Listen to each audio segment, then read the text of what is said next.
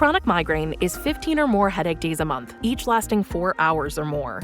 Botox, onabotulinum toxin A, prevents headaches in adults with chronic migraine. It's not for adults with migraine with 14 or fewer headache days a month. It prevents, on average, 8 to 9 headache days a month versus 6 to 7 for placebo. Prescription Botox is injected by your doctor. Effects of Botox may spread hours to weeks after injection, causing serious symptoms. Alert your doctor right away, as difficulty swallowing, speaking, breathing, eye problems, or muscle weakness can be signs of a life-threatening condition. Patients with these conditions before injection are at highest risk. Side effects may include allergic reactions, neck and injection site pain, fatigue, and headache. Allergic reactions can include rash, welts, asthma symptoms, and dizziness. Don't receive Botox if there's a skin infection. Tell your doctor your medical history, muscle or nerve conditions, including ALS, Lou Gehrig's disease, myasthenia gravis, or Lambert-Eaton syndrome, and medications, including botulinum toxins, as these may increase the risk of serious side effects. Ask your doctor and visit BotoxChronicMigraine.com or call 1-800-44-BOTOX to learn more. Everything you learned in history class was a lie. Well, maybe not everything, but they skipped the best parts. Introducing Stupiracy, where stupidity meets conspiracy. Ever heard of the Olympic marathon that nearly killed its runners? Or the time a pope put another pope's corpse on trial? Join me, Scott Rizzuto, and Tim McKernan as we uncover the most outrageous historical moments and mind-blowing conspiracies you won't believe actually happened. Tune in to Stupiracy for your weekly dose of historical absurdity. Available wherever you get your podcasts. Remember, history is dumb, but laughing at it is smart. And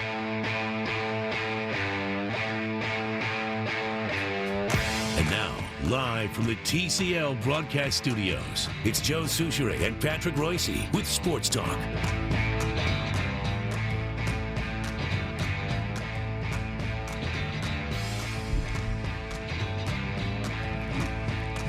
Ralph Jon Fritz, huh? Yeah, Ralph Jon has passed away. I went out and saw him. He was diagnosed with cancer. It's got to be 3 years ago now. And at first they thought it was pancreatic. And then they said, okay, it's the liver, but you should still start making plans. A couple of months, and he hung in there and was doing pretty dang good when I saw him in January, although he just got started back up again with chemo, and I'd heard that he was fading here the last couple of months. So, well, it proved to be what? Stomach cancer? It was liver cancer. Yeah. Liver, and then I think it spread. And but he went to this Moffitt Center in Tampa, and that's like one of the world's most famous cancer places. And he got 3 years when they were giving him 2 months. So how old do you think? 78, I believe. 77 or 8. I think he told me he was 77 last year. Well, he was Hail Fellow Well Met. Oh, man, he was... everybody liked Ralph. How do you be in the media all these years and have everybody like you? That's amazing. I don't know how that worked. It was a different era. I guess it was. And plus... looks like you two can't speak on that, huh? No. I think that's what I was hinting at here. Okay. That was what I was hinting at here. But, Reavers would like to tell you, though. He was a great guy. He told me the great story was, okay, he's a 19-year-old Brown Institute graduate, and he goes out to this little station in Stillwater that's still there. What is it, 1280 or some damn thing? And they're going to put him on the air for 3 hours a day, but they don't like his name. Mm-hmm. They don't like a guy with 2 first names, Ralph Fritz. So they tell him, we're going to name you Johnny Magic.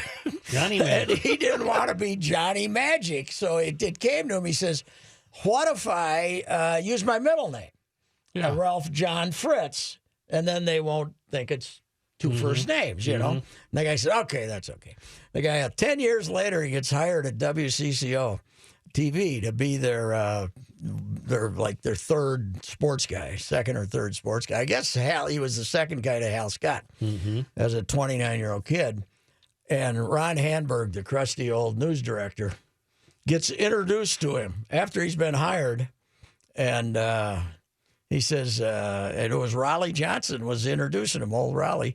And he said, "This is Ralph Jon Fritz." And Hamburg looks at him and says, "That's a little pretentious, isn't it?"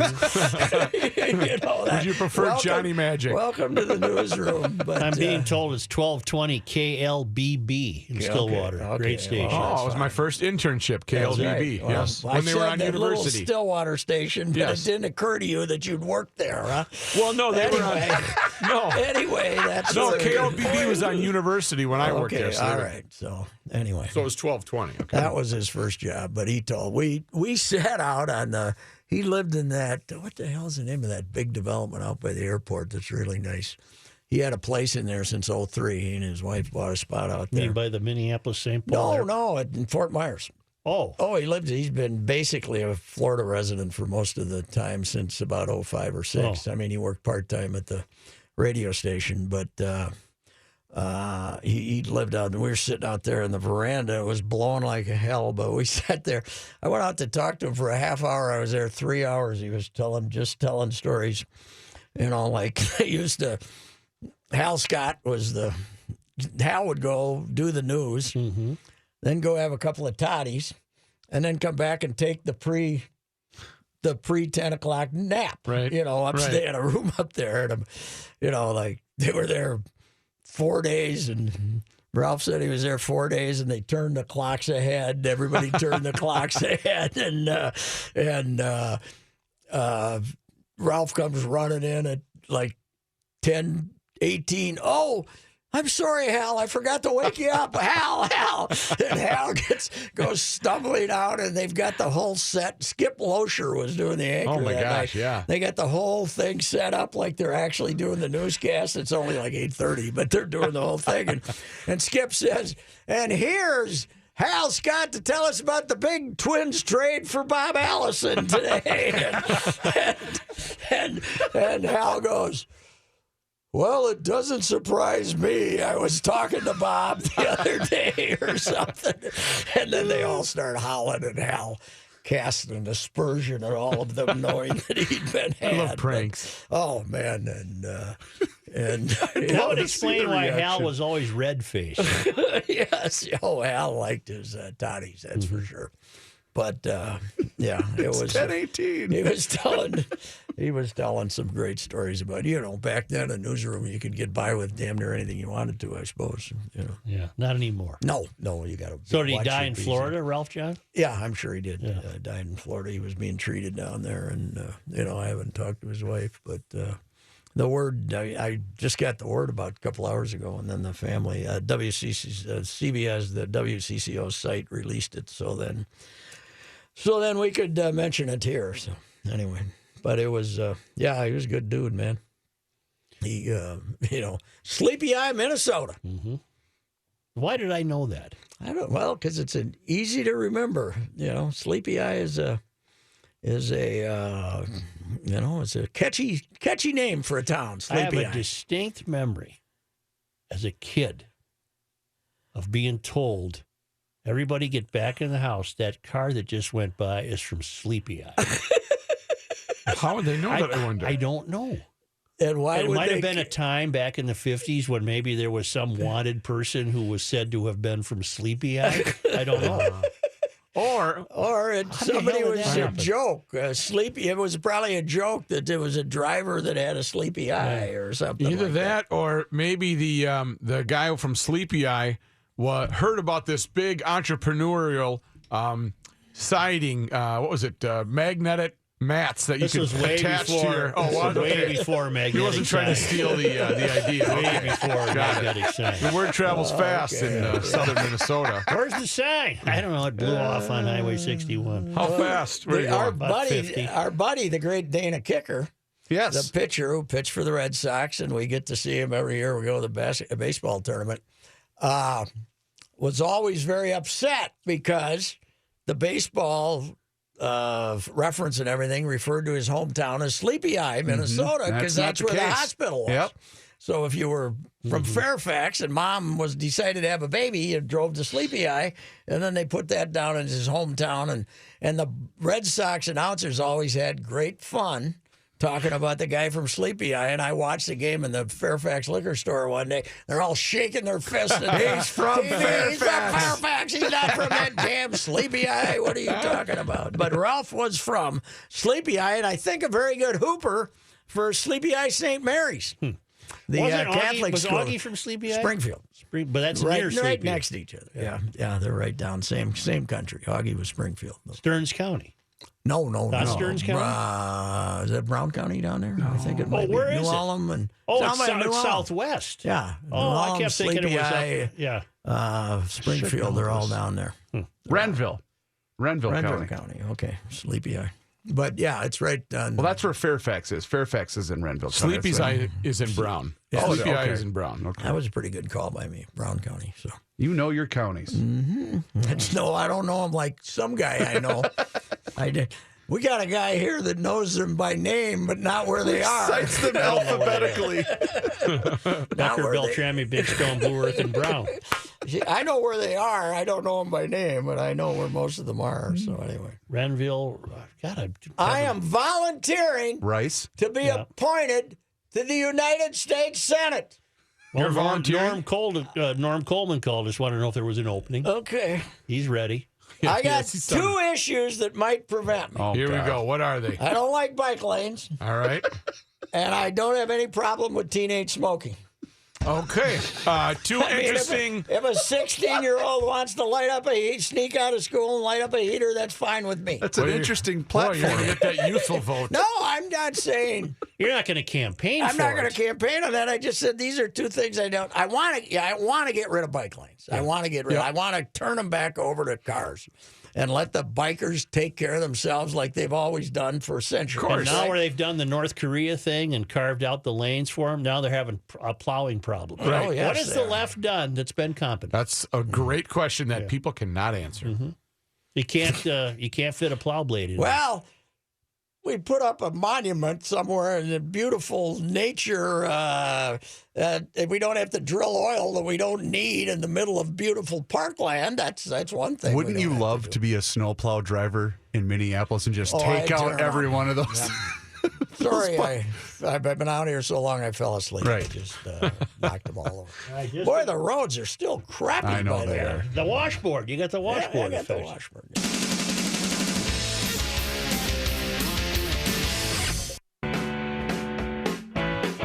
Anytime you tell me who's going to win a game, I'm going to go with the other team.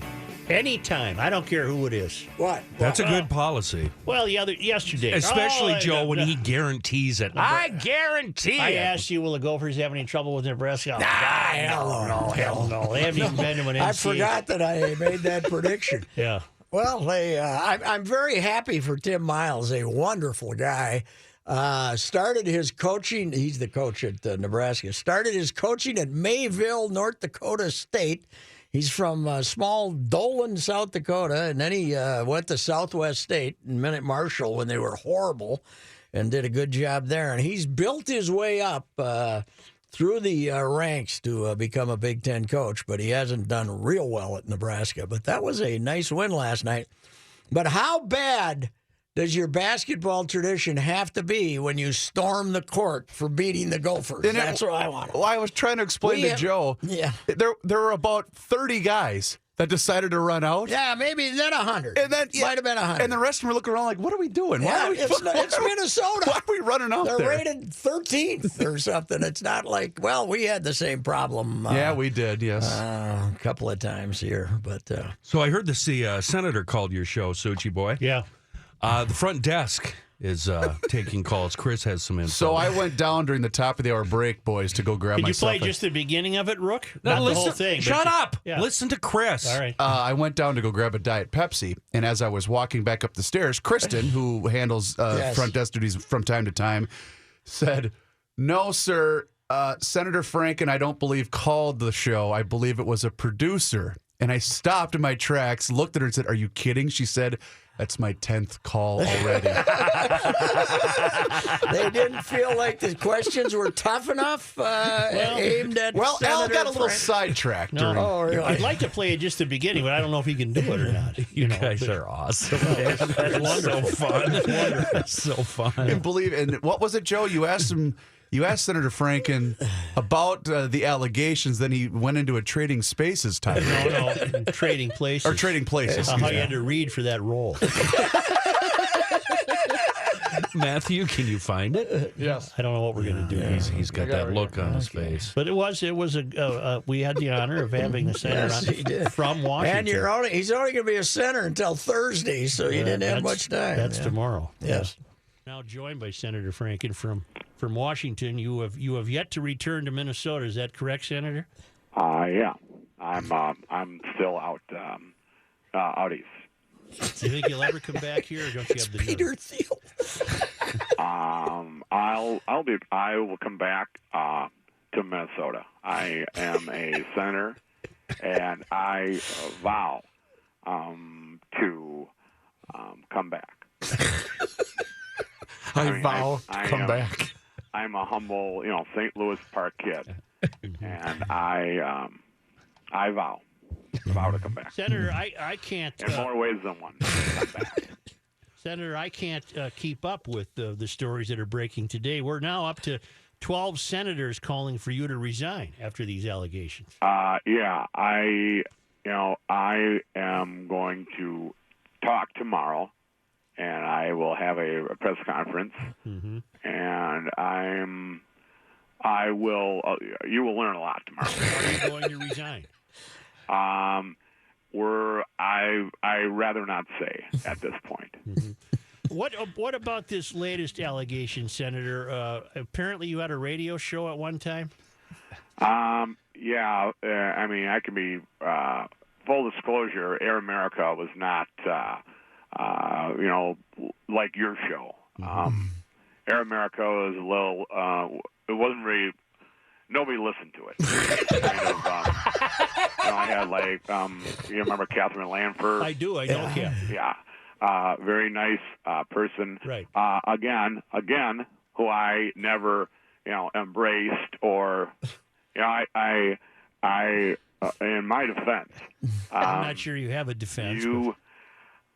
At your radio at Hubbard Broadcasting, right, where you work. There, I'm sure, a lot of women. There are. Right. I have never embraced or said anything to those women. Well, you've never been to them. So if we're going to start somewhere, I'll start there. Not everyone. Well, but apparently this latest allegation is by a former Democratic congressional aide. Yeah, and I haven't finished, sir. I know it's tough. But I wasn't even, it was. She was collecting her belongings. Yeah. What does that mean? Picking up her coat and her purse? Yeah, she was like her accessories and things, purse, bags, things like that. And she said that she tried to avoid your lips. Yeah, she was in a doorway, according to her report. I don't remember this, but listen.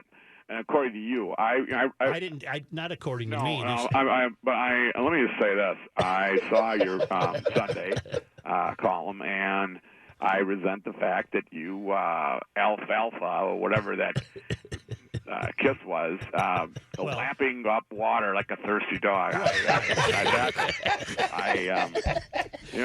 I resent that. That's too bad, I guess.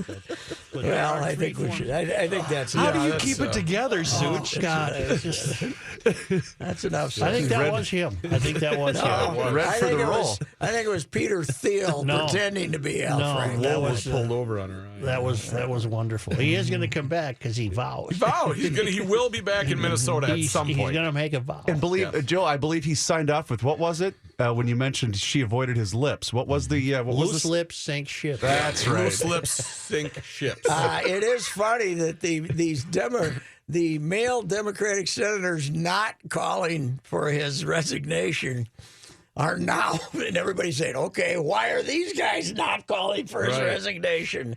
They don't want. Even Bernie ran away and got jumped into the subway. Right. If we find out Bernie was a A hound. A hound dog, then I have no hope for American Where has civilization. Klobuchar been? She's hiding to protect her own behind. She made a statement today. She made a statement today. Is she going to be calling next segment? She has talked to Al, and she thinks he's going to do the right thing. Okay, got it. Sports Talk will return shortly, but now thanks to our good friends in Owatonna, Minnesota at Federated Insurance, where it's their business to protect your business, and nobody does that better than Federated. It's Bruce Vail from the Wall Street Journal in Your Money Now or What's Left of It. And unfortunately, I too have a confession to make. Yeah. Here at work, I have also been charged with sexual harassment. Oh, that's a shame. It's very difficult, especially considering I work alone. So I'm hoping I can, the charges will be dropped at some point. Stop. Here's John Haidt in the newsroom. Thank you, Joe. It's cloudy and 17 degrees now. This update brought to you by Robert W. Baird and Company. As you guys talked about, longtime Twin City sportscaster Ralph Jon Fritz has died. He'd battled stomach cancer for more than 2.5 years. Fritz grew up in Sleepy Eye, where he was a star basketball player. Started his broadcasting career at WAVN 1220 in Stillwater at the age of 19. WAVN. Yeah, but then they are now KLBB. Oh, I see. Does this story have an age? 78. 78. He began a 40-year run at WCCO TV back in 1968. He was a youthful 78. Yeah. He and Rosie were as tight as you could get. Well, Rosie's got to be going on, what, 30 years? Oh, more than that. Yeah. They would work together almost from the time they started. He and Rosie were as tight as he'd get. I'm sure he is devastated. He also worked with local producer Dick Berthium. Yeah, I worked for them, actually. Mm-hmm. RJ was my first boss here in the Twin Cities when I moved here. Really? So, yeah, we shot video yearbooks for colleges and high schools. So he didn't fire you. So we have him to He blame. did not fire Got me, it. no. But he's like Patrick says, the most loved guy. I mean, not one enemy on the face of the planet. No, one of my favorite RJ moments is that he did the Twins the one year. The Twins were scrounging around. They couldn't get the independent station to do their games, so they ended up on Channel 4, and they were just kind of fitting them in. And he and Ray Scott were doing the games, and they were in Chicago, and Ray is talking about a hitter, and he looks down and he's talking about this hitter, and then he looks down and sees that it's like Chet Lemon, who's a right-handed black guy instead of a left-handed white guy that he was talking about. He says, "Well, Ralph John, excuse me." He does this long apology, and he says, Could you catch me up here? And Ralph John says, "Sorry, Ray, I wasn't watching either."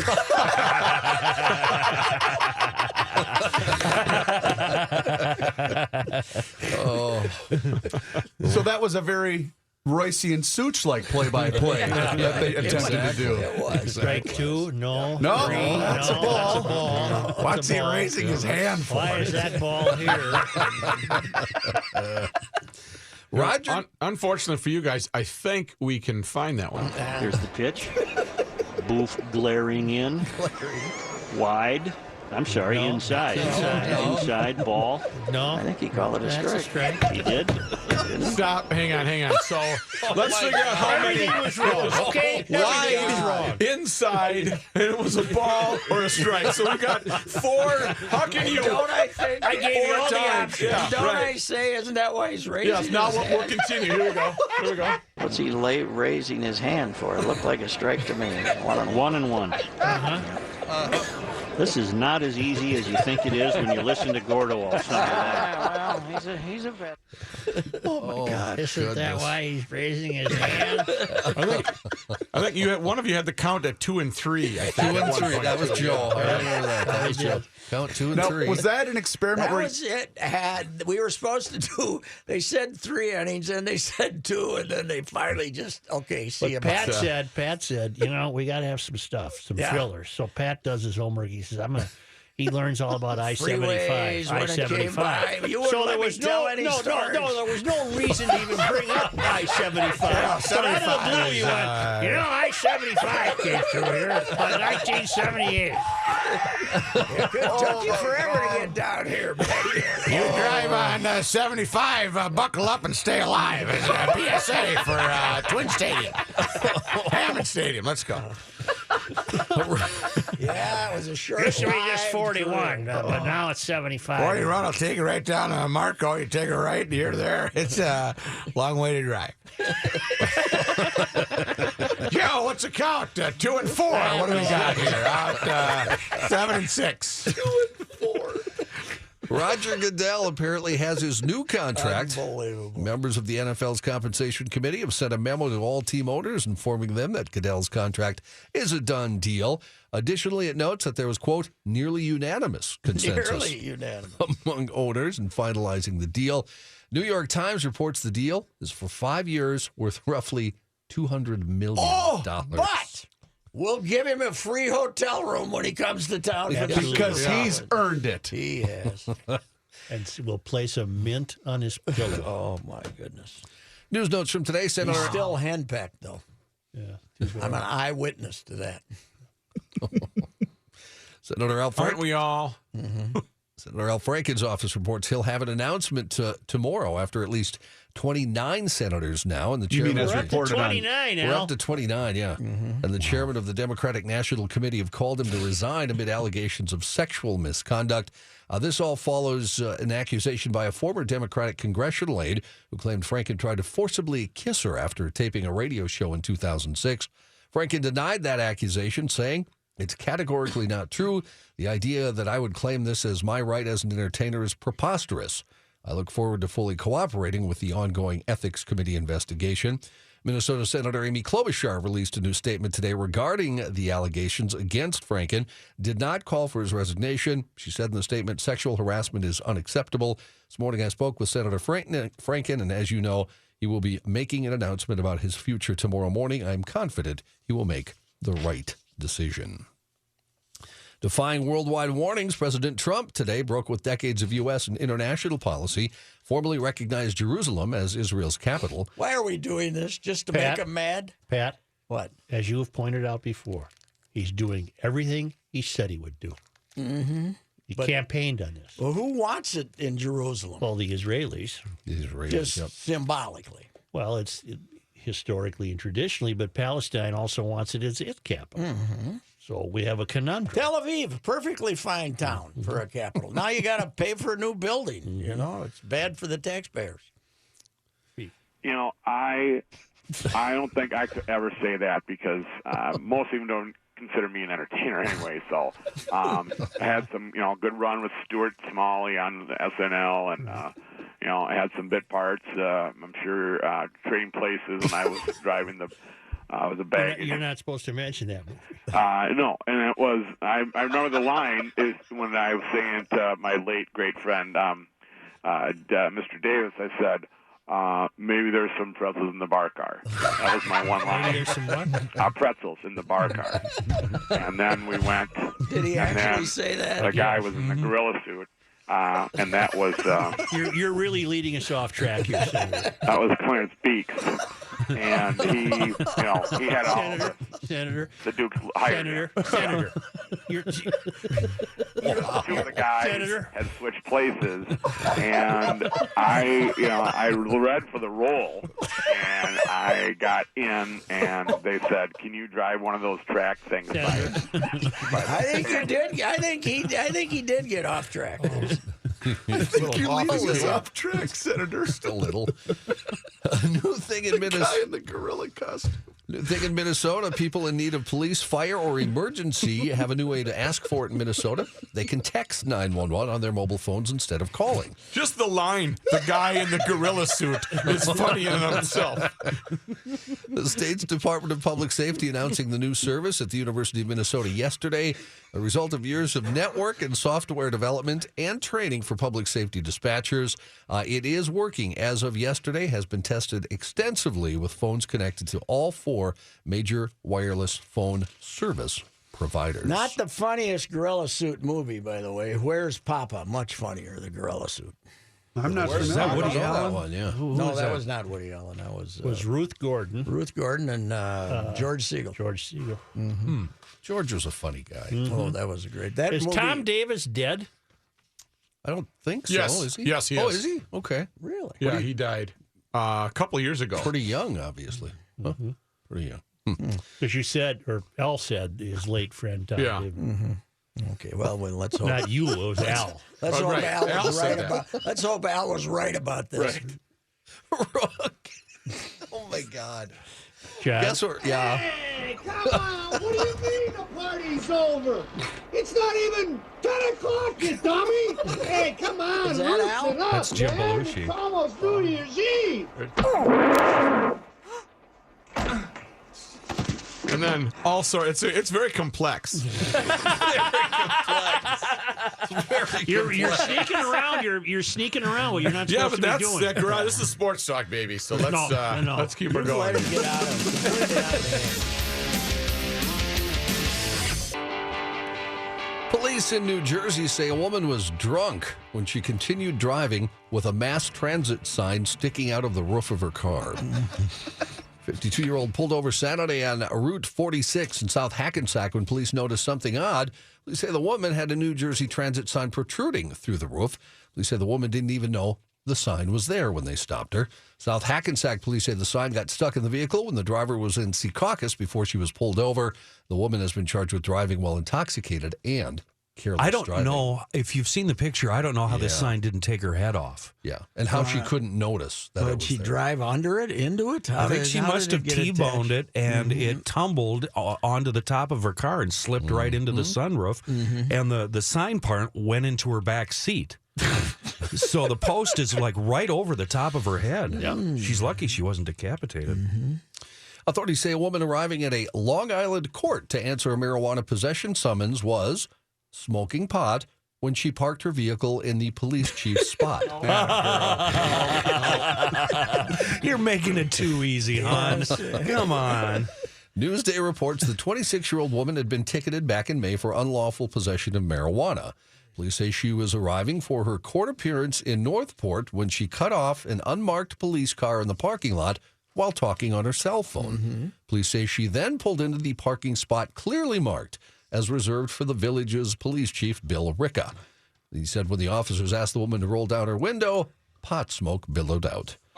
Police. Why did those guys get the parking spots? Though? Like Why isn't every man for himself? You know, the hell with it. Why should the police chief get a special parking Okay, spot? I didn't know how to bring this up, but I'm really, really intrigued by you running for office. And everything now, that all these things are going through my mind. What's his stance on weed? What's his stance on Everybody go for it. The first time you get pulled over drunk driving, I wonder what his stance is on that. Well, I'm not in favor of that one. Okay, I'm so in that one. But pot, that's fine. I don't. Well, we know where you stand on police chief parking. Yeah. What the hell with them? Get to work earlier and beat the other guys at the parking spot. What the hell? You know, who died and made you God? That's right. I'm the police chief. Get out of my parking spot. I'm voting for you. I'm writing you on every single ballot. I will run for re-election if I'm appointed to the U.S. Senate. Good. Yes. A Delta flight from New York City to Seattle had to make a stop in Billings, Montana after the plane's toilet stopped working and passengers told the crew they couldn't hold it any longer. Billings Gazette says the direct flight diverted hundreds of miles south to make the emergency bathroom stop. Delta says that upon landing in Billings, the plane had to taxi to a cargo area because there was no gate available. Delta says ground crews rolled a stairway to the airplane. Well, how'd they hold it this long? This is just like when you're on the highway. You just pull over and run into the ditch. Well, why? Except it took them an hour. They all had to pee in the plane. Yes. Well, boy, oh boy, get a coffee can and let's keep flying. I knew you'd say let's keep flying. Let's take a vote. Let's take a vote. Who has to hold it? Yeah. Right. The flight. If you voted no, we'll open the door and down the slide you go. A flight from New York City, this flight to Seattle takes just under 6 hours, and since it stopped in Montana, they still had a ways When to did go. when did the Biffs go out on them? When could they It use just says in the air. So, Okay. I'm assuming. Did early. the Biffs get full or something? No, they just stopped functioning. I see. They wouldn't function. I see. Well, just fill 'em make up sure first.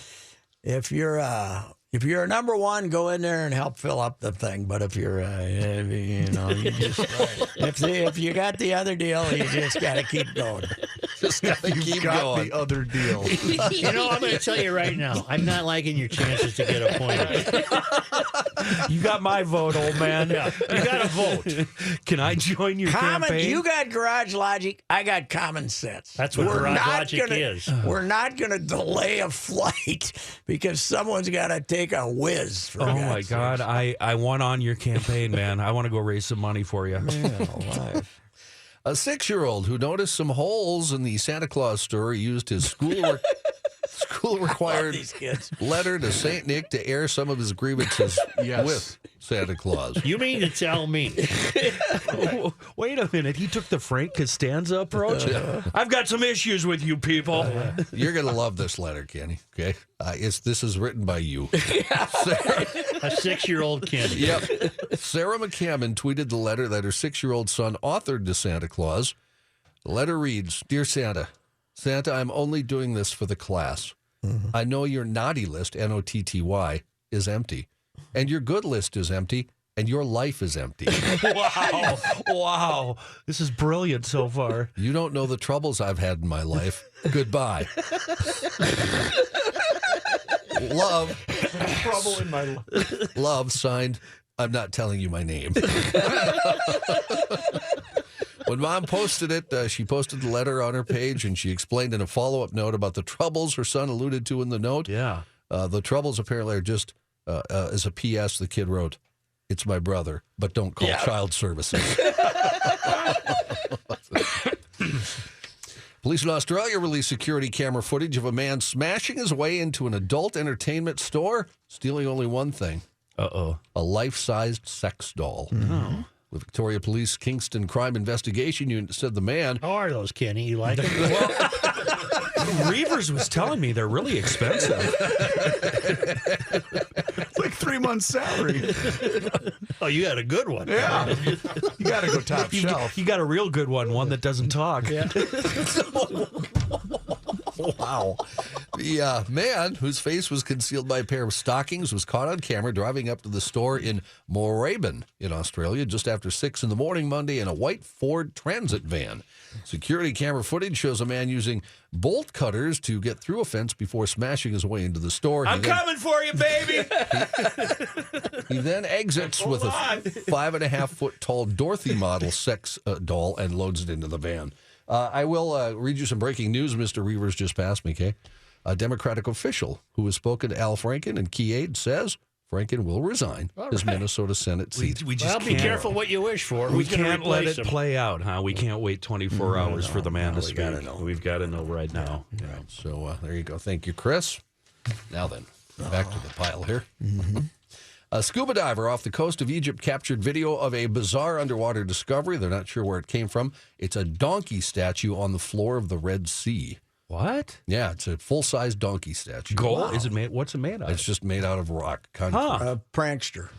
Well, it's been there a while, apparently. Vitaly Bazarov said he was scuba diving in the Red Sea when he and his comrades came across the donkey statue covered in fish and crustaceans. The video shows the statue wearing a hat, but the condition of the headgear indicates the headgear has not been underwater for nearly as long as the statue. So some other diver just put a hat on it. Apparently at some point, yes. Footage shows Bazarov investigating all sides of the donkey. As of right now, officials say they have no idea what the donkey is from or when it was originally Remember the put. story of the scuba diver found in a pine tree, and it was thought that he had been scooped up by one of those airplanes putting out forest fires? Is that a true story? I don't know that one. Oh. Wow. Didn't we have it's got to be false. Why would Didn't the we guy? have a live donkey getting fed to the tigers a couple of days ago? Yeah, we did. Joe, did that happen on the same day that they had the 9-hour rainbow? I think it did. Dude. I think it did.